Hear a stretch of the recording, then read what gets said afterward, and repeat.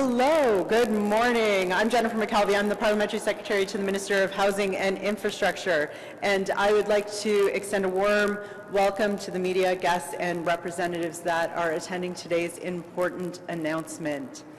In a few minutes, you will hear from several officials who will tell you about a very exciting investment in the City of Toronto, but first, it's important we acknowledge the history of this place.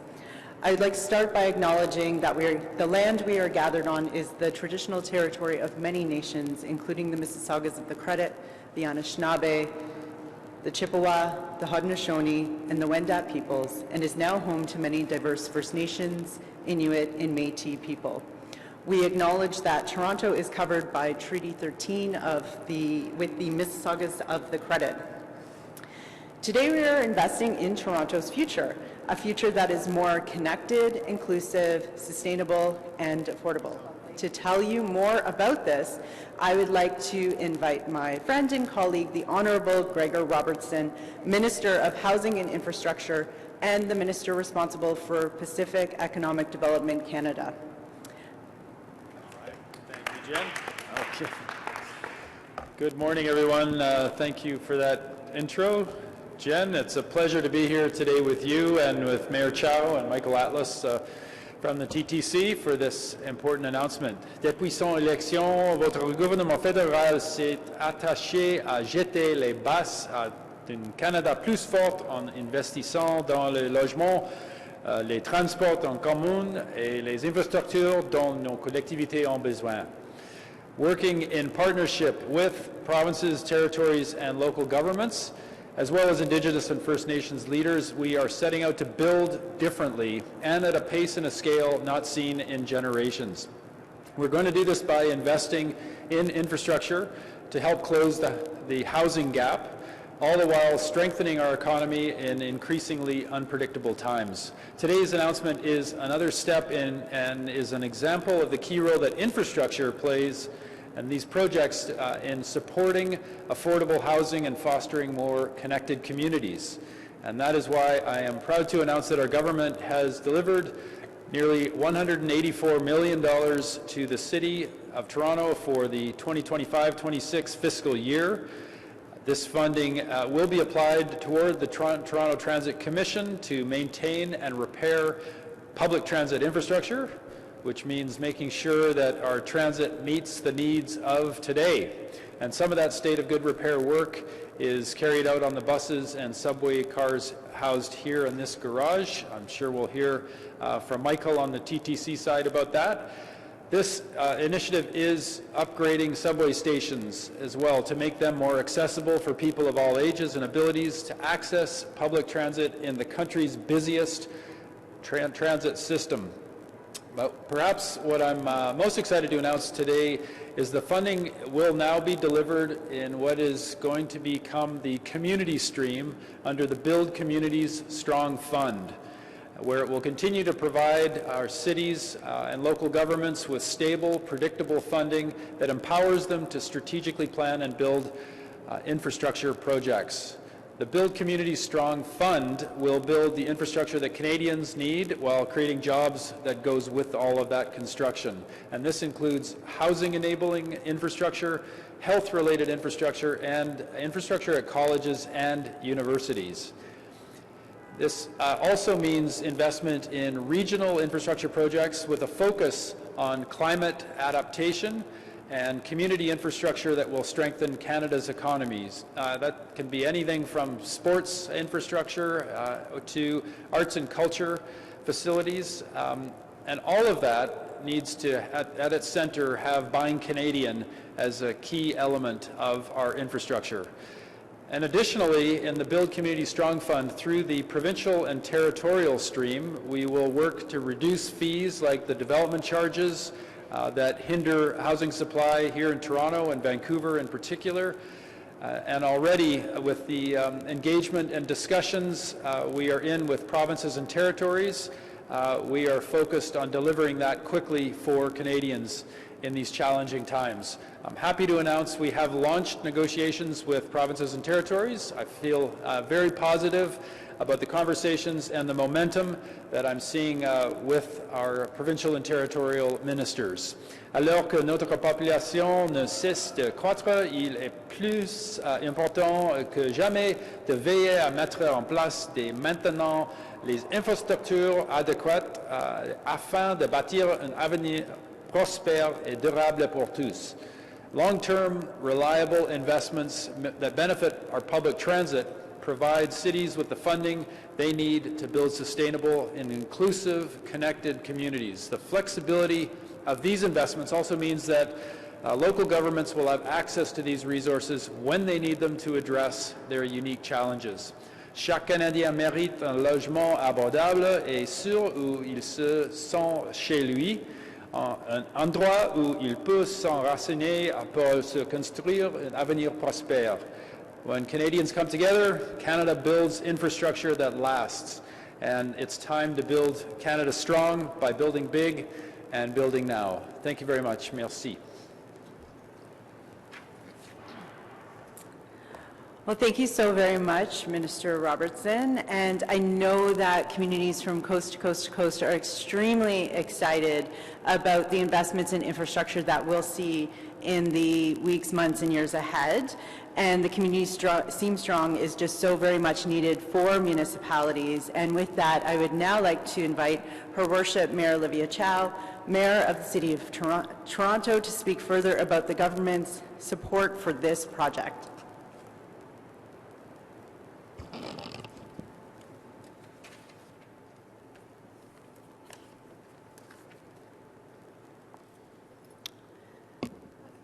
Good morning, everyone. It's a pleasure to join Minister Gregor Robertson and Michael Atlas, General Counsel of TTC, and Parliamentary Secretary, old friend of in Toronto, former Deputy Mayor Jennifer McKelvie. I want to start by thanking the Government of Canada for this incredible investment in Toronto. Your support is helping us build a transit system that works for everyone and make a real difference in people's lives. If you take the TTC to work, to school, or to pick up your kids, you know how important it is that the service is reliable and affordable. Public transit connects you to opportunity, to your family and friends, to the things that matters most. And that's why this investment of more than $183 million matters so much. It will help upgrade stations across the system through the Easier Access program with elevators, better signage, and clear wayfinding so everyone can get where they need to go safely and independently. Thanks to the partnership, we are getting the TTC back on track without raising fares. For 3 years in a row, we have frozen fares, putting money back in the transit rider's pocket. And later this year, with fare capping, the more you ride, the less you pay. After 47 rides in a month, you ride for free. Next year, that drops to 40 rides. We are also investing $500 million to fix aging TTC infrastructure and planning ahead with new made-in-Ontario subway cars, 55 of them, for Line 2 to support our growing city. We know that if we don't do this maintenance, it will fail sooner and cost even more to fix later. It's too important to leave it for another day. We are tackling congestion in other ways also. The critical Gardner construction was finished in half the time, and traffic again at problem intersections are helping keep people moving. And I want to highlight another important improvement you will notice in our daily ride. The transit signal priority phase 1 is complete on line 5 and line 6. That means a single car, one car turning left won't be holding up an entire LRT full of hundreds of transit riders. In the coming months, we'll make sure even more enhancement to the TTC vehicles will get the green lights the transit riders really deserve. This will make trips along Eglinton and Finch faster and more reliable. Because when transit works, the city works.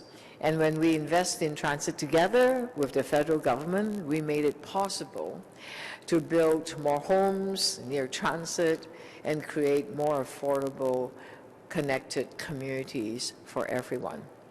I want to again thank the Government of Canada for their partnership and vision. Together, we're building a more affordable, safer, and caring city. Thank you so much.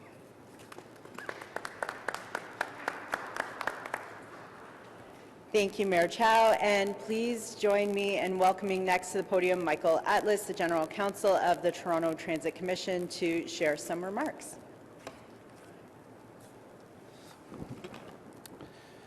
Good morning, and thank you for all being here today. I want to start off by thanking the federal government for its continued support of the City of Toronto and the TTC through the Canada Community Building Fund. As the largest transit system in Canada, the TTC enables over 3 million people living in Toronto to access employment, services, education, and social connections.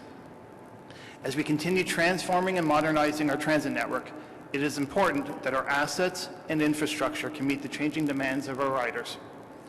Over the years, the CCBF funding has been used to support many capital projects at the TTC, which has greatly improved service and reliability for all Torontonians.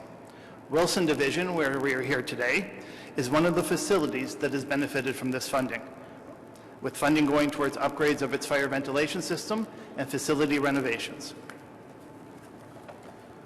Another key example of the TTC's, another the funding was mentioned earlier is the TTC's Easier Access program, which aims to make every subway station in the system accessible for commuters of all abilities.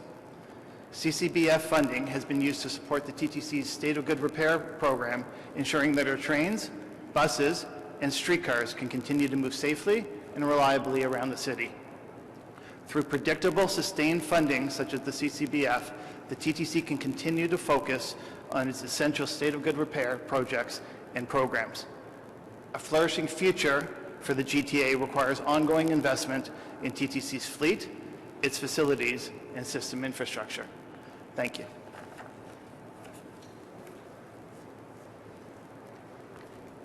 Thank you. So, as you've heard today, since predictable funding is continuing to flow to the City of Toronto through the Canada Community Building Fund, which will soon be the community stream of the Build Community Strong Fund, and we are very excited about that. Canada faces a critical moment in a drastically changing world. Flexible, reliable funding, like we announced today, is more important than ever to support communities and municipalities to build and maintain the infrastructure they need. This is an important opportunity for renewal, for us to embark on a transformation that will build a stronger and more affordable Canada. Our collaboration with partners like the City of Toronto and the Toronto Transit Commission and municipalities across Canada is essential to develop this strategic vision. When Canadians come together, Canada builds things fast. We will keep collaborating with our partners and investing in infrastructure projects across the country that make a real impact for Canadians today and for future generations to come. This now concludes the formal speaking portion of today's announcement. We will move into moderated questions and answers that will be moderated by Renee LeBlanc-Proctor over there. Thank you so very much, and we look forward to the Q&A followed by some photos. Okay, thank you, Jennifer. Nous allons maintenant ouvrir la conférence de presse. Veuillez indiquer votre nom, le nom de votre média et à qui vous adressez votre question. On va commencer avec une question puis une suivi. We're going to now open up for the media availability. I just ask that each media state your name and outlet and who your question is directed to. It's going to be one question, one follow-up. So we'll go to our first outlet. Hi, Matthew Bingley with Global News. Minister Robertson, could I just ask you a quick question? Just obviously 183 million will help, but the TTC capital backlog is growing every year, over 20 billion now. So I'm just wondering, is there a plan to regularly come to the city with funding announcements for infrastructure upgrades to make sure that, your government talks about Canada building a lot. What kind of further investments do you have to make sure that the city can keep running as far as transit goes? Government of Canada is creating a number of channels for transit investment in that infrastructure, and that's including the Canada Public Transit Fund and the Build Community Strong Fund. So all of the streams of the new Build Community Strong Fund have eligibility for transit investments. That's a $51 billion fund. It's split between the provincial and territorial stream that I mentioned, working with the provinces and territories, a community stream that we were talking about today, which is direct to local governments, as well as a direct delivery stream. All of those are eligible with transit investment, as well as the Canada Public Transit Fund, which was created a few years ago, is now starting to roll out investments. So there are billions of dollars available through all of those funds for ongoing investments in transit in Toronto and across the country. And could I follow up with the TTC and with Mayor Chow? I don't want to make it a little awkward here, but when you are dealing with tracks that need to be repaired constantly, things that are obviously beyond cosmetic and accessibility upgrades to stations, how much more do you need to see announcements like this on a regular basis from upper levels of government to make sure that the transit system continues to be in a strong sense? Well, first, I want to again thank the federal government for their $183 million through the Canada Community Building Funds. And yes, our infrastructure is aging. As you know, many years ago, TTC was funded both through especially on the capital side, very much by the provincial government. So it's a shared responsibility between 3 levels of government, and also the transit riders participate through their fares. So there will be lots of discussion that would be ongoing as to how we could really invest in a system that is we have new transit coming through, like the Line 5 and Line 6 on the Eglinton and Finch LRT, which is exciting. But in terms of the older infrastructure, we need to continue to fix the tracks, get the signals, and yes, we are okay for a few years, but we really need to have a long-term fix, and that's an ongoing discussion. Clara Pasica, CBC. This question is for either of you on the federal government side. So when you say 183 million sustainable, reliable funding is sort of important, should the city be expecting at least 183 million every year for the course of the time you're in government, or what exactly do you mean by sustainable, reliable funding? I could start. Jen, do you have any more to add? So the answer is yes. This is stable, ongoing funding as part of the community stream now in the Build Community Strong Fund. It is indexed to inflation, so it does increase every year. That's been in place for some time, and we are continuing that for the years to come. And as well as that, there is funding in the other streams of the Build Community Strong Fund. So collectively, there's vastly more funding available for transit investment across the country. I certainly, in my former life as Mayor of Vancouver, I wish we had had access to this kind of funding partnership with the federal government. It did not deliver that at the time, and the combination of stable annual funding for state of good repair and looking after the system, as well as larger investments to grow the transit system. I think that's the combination we have, but as Mayor Chow says, it relies on all levels of government stepping up and partnering to continue to invest in transit. Okay, and then on the prioritizing Canada part, what sort of percentage do things have to be Canadian? Are these, 100% Canadian elevators, or can you just clarify a little bit more about that piece for the everyday person listening? On the Buy Canadian policy across the federal government, we are still working on implementing that. It's kicking into gear this year. An example I'd give on the housing front with Build Canada Homes, we're targeting 30% Buy Canadian as an initial point to begin scaling up the Canadian materials that are used in housing construction. So across government it will vary. We're not being rigid about this because there are many supply chains that we still need to improve across the country to make sure we can supply Canadian materials at affordable rates for the infrastructure and housing that we build. So we want to be responsive to the realities out there, but also we want to push our businesses, give them that opportunity to provide Canadian materials. As we invest in Canada, we want to make sure we're creating as many jobs as possible here.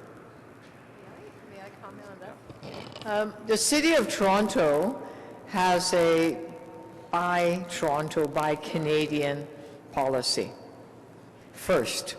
So it took a bit of work, but it happened. You think about the billions we are spending in putting the order in and buying or making 55 new subway cars. And we changed the entire, well, we worked with TDC very closely and with the provincial and the federal government, and now it is being made in Thunder Bay, Ontario. So if we work at it, if there's an alternative, we want to do it in Canada. Now, if there is no one in Canada is doing the kind of work that needs to be done, if there's no choice, then we'll go outside Canada. But we always do the investigation, see if we could get it done in Canada first. And that is the City of Toronto policy that includes the TTC. If I may, maybe I'll just add, on that case, it's a great example Mayor Chow gives with the TTC subway cars. I think we'll hit close to 80% Canadian sourced because all three levels of government are working together to make sure we're buying Canadian as much as possible. So we're already seeing very significant gains on this with the TTC and City of Toronto, Ontario, and Canada working together. Hi, Andy Takagi with the Toronto Star. One of the most common issues the TTC faces is an intruder on the tracks. That really kind of slows down the system. The TTC has looked into building platform edge doors across the subway system, but the cost of that is pegged at around $4 billion. Would the federal government be open to funding, at least in part, Toronto's platform edge doors? Yeah, for the minister. Yeah. Well, those decisions are made at the local level around the investments in the stations, safety improvements. Obviously, we've seen those kind of investments in other cities around the world, but I'll leave it to the work that they're doing here in Toronto and the TTC's work around safety at stations.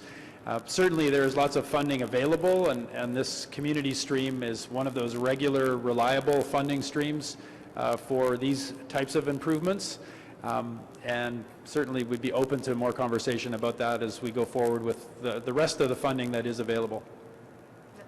Maybe I could kind of answer it. I would love to see platform doors. It's in the TTC capital budget. However, we can't leave the tracks not fixed. So the state of good repair has to come first. So if we only have that amount of money, we have to fix the tracks and the signals.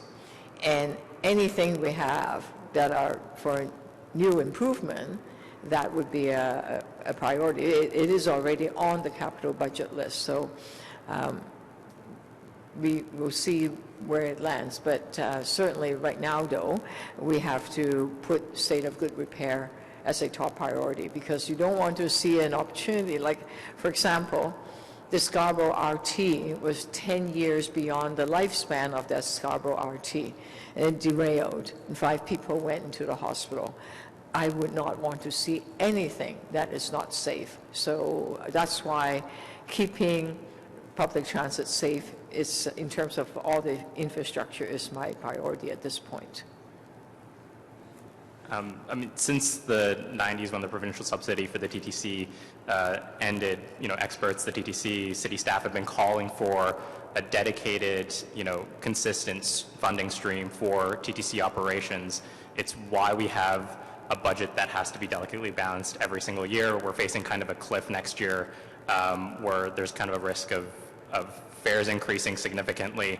Given the conversation around making things affordable for Canadians, is the federal government considering a long-term funding subsidy for the TTC for its operations that it hasn't had in decades? Well, the Government of Canada has this community stream, which is long-term predictable funding for the transit agencies across Canada to rely upon when cities choose transit first for that investment. So Toronto and Vancouver, we both direct their funding into transit investment as part of a state of good repair investment. There is additional funding available through the Canada Public Transit Fund and also the other streams of the Building Community Strong Fund. And it's at the discretion of the cities and their transit authorities where they direct those investments. And there will also be more major projects that will often be part of additional investment depending on the needs. So there's a range of options available to cities and transit authorities. We'll continue to work on that support, but it's at highest level in Canadian history now. And we need to make sure that we are making transit affordable and we're building safe systems across the country as our cities grow. Can we use the operator? This is the operator. Right. This one's Sorry, last one here. Aiden from Toronto today. Minister Robertson. This one's for you. Sorry. Yeah, sorry. No, but this one's for you. Just at the top of the press conference, you were talking about launching negotiations with the provinces and territories around the cutting DC's funding stream, forget what it's called. I think a lot of people would be pretty eager to hear a little bit more in-depth news on that, considering this is the mechanism to cut DCs by like 50% or whatever you promising in the election. So if you could update us a little bit more on what's going on there and maybe what are some of the timelines around delivery on that. As said, we are launching the negotiations on the provincial and territorial stream of the Build Community Strong Fund, and that is a $17.2 billion fund. $5 billion of that is for health infrastructure, and the balance, $12.2 billion, covers a wide range of infrastructure investment, from housing enabling infrastructure, transit, roads, to education-oriented infrastructure, so in the buildings and investments that happen at post-secondary institutions. So that $17.2 billion is focused on the provinces and territories. We're in negotiations now. We're talking about concluding those within weeks, not months. We need to move swiftly here. We want to see this investment move, particularly given the challenges in our economy right now.